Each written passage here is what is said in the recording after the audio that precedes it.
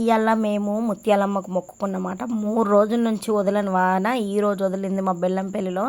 ఇక అమ్మవారి దగ్గరికి మంచిగా ప్రశాంతంగా పోయి అమ్మవారిని చూసి కాళ్ళకు పసుపు పెట్టుకొని వెళ్ళేసినాం. మేము బెల్లమన్నం చేసినాం. అంటే మేము 4 దేవుళ్ళని మొక్కినాం ఈరోజు. ఫస్ట్ అయితే మంచిగా ఇంట్లో పూజ చేసుకొని దీపం ముట్టించి ఇక లోపల నుంచి పోయినామన్నట్టు. పోయి ఇక మా అమ్మ మంచిగా ఎత్తుకున్న తాంబూలం, ఇదే చీర మేము దేవునికి పెట్టింది. ఇక తాంబూలంలో ఏమేమి పెట్టినామో చూడండి ఒకసారి.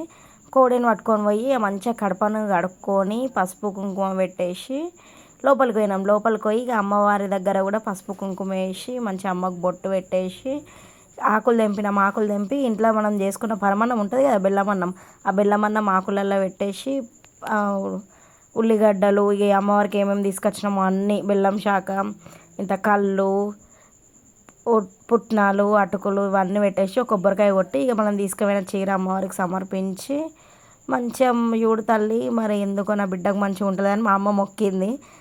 ఇక నేను కూడా దేవుడా మరి జర నన్ను మంచిగా చూడు, మంచిగా అనుకునే పనులు చేసి అని మొక్కి ఇంటికి వచ్చి